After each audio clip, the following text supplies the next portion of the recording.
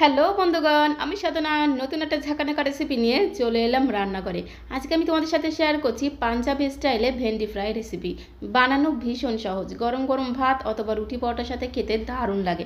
তো রেসিপিটি প্রথম থেকে শেষ পর্যন্ত দেখার জন্য তোমাদের কাছে অনুরোধ রইল। তো চলো দেখে নেওয়া যাক আজকে রেসিপি। রেসিপিটি বানানোর জন্য এখানে আমি 300 গ্রাম ভেন্ডি নিয়েছি, তবে ভেন্ডির পরিমাণটা তোমরা আরও বাড়িয়ে বা কমিয়ে নিতে পারো, তাতে কোনো সমস্যা নেই। ভেন্ডিগুলোকে প্রথমে খুব ভালো করে জল দিয়ে ধুয়ে পরিষ্কার করে নিতে হবে। তারপরে একটা পরিষ্কার কাপড় দিয়ে ভেন্ডিগুলোকে মুছে নিতে হবে, যাতে ভেন্ডির গায়ে একটুও জল না লেগে থাকে।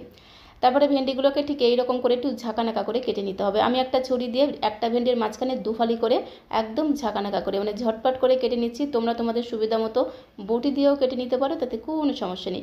সমস্ত ভেন্ডিগুলোকে এইভাবে দেখো আমি কেটে নিয়েছি। এখন এই ভেন্ডির মধ্যে আমি সামান্য কিছু উপকরণ মেশাবো, যেটা আমাদের রান্নাঘরে সবসময় থাকে। প্রথমে দেখো আমি দিয়ে দিচ্ছি দুটো মিডিয়াম সাইজের পেঁয়াজ। পেঁয়াজ দুটোকে প্রথমে একটু ঝিরিমিরি করে কুচিয়ে একটু আধবাটা করে দিলাম।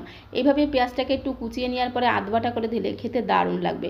আর 10 থেকে 12 কোয়ার মতো রসুনকেও ঠিক একই রকমভাবে একটু আধবাটা করে দিতে হবে। তারপরে আমি এর মধ্যে দিয়ে দেবো স্বাদ মতো লবণ আর দিয়ে দেবো পরিমাণ মতো একটু হলুদের গুঁড়ো।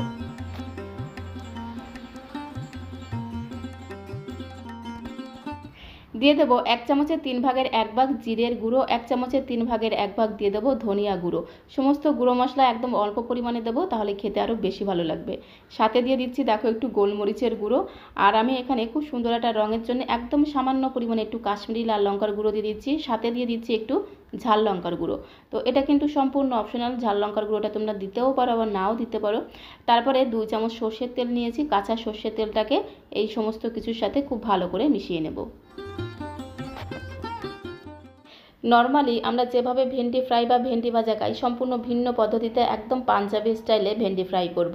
চাইলে তোমরা এর মধ্যে ছোটো ছোটো করে আলু কেটেও দিতে পারো, তবে আজকে আমি আলু ছাড়াই ভেন্ডিটা ফ্রাই করব। তাতেও কিন্তু খেতে দারুণ লাগবে। তো সমস্ত মশলাটা দিয়ে ভেন্ডির সাথে খুব সুন্দর করে একদম ঝাঁকানাকা করে মেখে নিতে হবে।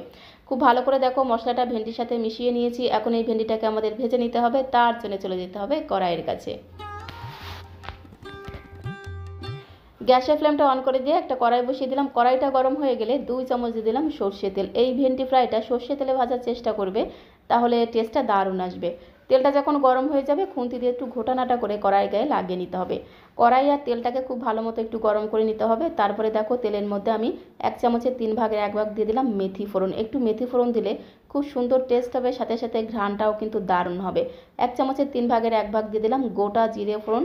আর এখানে দুটো বড় সাইজের কাঁচা লঙ্কাকে মাঝখান থেকে দুফালি করে ভেঙে দিয়ে দিলাম। তবে ঝালের পরিমাণটা তোমরা যে যেমন ঝাল খেতে পছন্দ করো, এখানে সেই অনুসারে কাঁচা লঙ্কাটা দিয়ে দেবে। একটু নেড়ে চেড়ে ফোড়নটাকে ভেজে নেব হালকা করে, খুব বেশি লাল লাল করে ভাজবো না। কাঁচা লঙ্কাটাকে এইভাবে একটু হালকা করে ভেজে নিলে ঘ্রাণটা দারুণ আসে। তারপরে আগে থেকে মেখে রাখা ভেন্ডিগুলোকে এই কড়াইয়ের মধ্যে দিয়ে দিতে হবে। তো সমস্ত ভেন্ডিগুলোকে কড়াইয়ের মধ্যে দিয়ে দিলাম। তারপরে খুব সুন্দর করে একটু ঘোটানাটা করে মিশিয়ে নেব।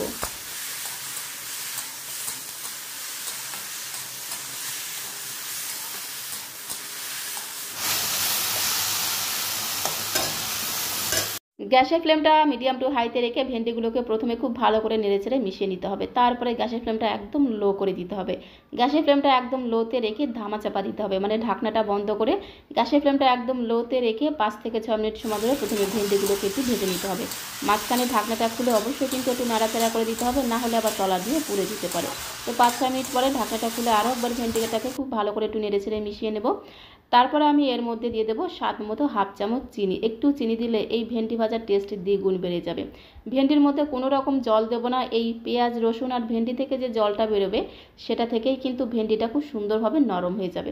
সেই জন্য গ্যাসের ফ্লেমটা একদম লোতে রেখে ধীরে ধীরে ভেন্ডিগুলোকে ভেজে নিতে হবে। তো স্বাদ মতো একটু চিনি দিয়ে খুব ভালো করে ভেন্ডির সাথে নেড়েচেড়ে মিশিয়ে নিলাম। তারপরে অবশ্যই গ্যাসের ফ্লেমটা লোতে রেখে আরও 3 থেকে 4 মিনিট সময় ধরে ঢাকনাটা বন্ধ করে ভেন্ডিটাকে ফ্রাই করে নিতে হবে। মাঝখানে অবশ্যই 2-1 বার ঢাকনাটা তুলে একটু ভেন্ডিটাকে নেড়েচেড়ে দিতে হবে, না হলে আবার তলা দিয়ে পুড়ে যাবে। তো আরও 3-4 মিনিট সময় ধরে দেখো ভেন্ডিটাকে ভেজে নিয়েছি। যতক্ষণ না ভেন্ডিটা নরম হবে, ততক্ষণ অবধি এইভাবে গ্যাসের ফ্লেমটা একদম লোতে রেখে ঢাকনাটা বন্ধ করে করে ভেন্ডিটাকে ফ্রাই করে নিতে হবে। ভেন্ডিটা দেখো কত সুন্দর নরম হয়ে গেছে, অথচ গোটা গোটা রয়েছে। এইভাবে ভেন্ডি ভাজা করলে বা ভেন্ডি ফ্রাই করলে গরম গরম ভাত অথবা রুটি পরোটার সাথে খেতে অসাধারণ লাগে। নর্মালি আমরা যেভাবে ঘরে ভেন্ডি ফ্রাই করি এটা কিন্তু সম্পূর্ণ ভিন্ন রকম একটা পদ্ধতি, যাকে বলে একদম পাঞ্জাবি স্টাইল। তোমরা চাইলে কিন্তু যদি এই ভেন্ডি ফ্রাইয়ের মধ্যে একটু চটপটা স্বাদ আনতে চাও তাহলে একটু পাতিলেবুর রস অথবা একটু আমচুর পাউডার দিয়েও মিশিয়ে নিতে পারো, তাহলে বেশ একটু চটপটা স্বাদ পাওয়া যাবে। তো গ্যাসের ফ্লেমটা বন্ধ করে দিলাম, ভেন্ডি ফ্রাই একদমই রেডি হয়ে গেছে। এখন একটা প্লেটের মধ্যে আমি সার্ভ করে দেবো।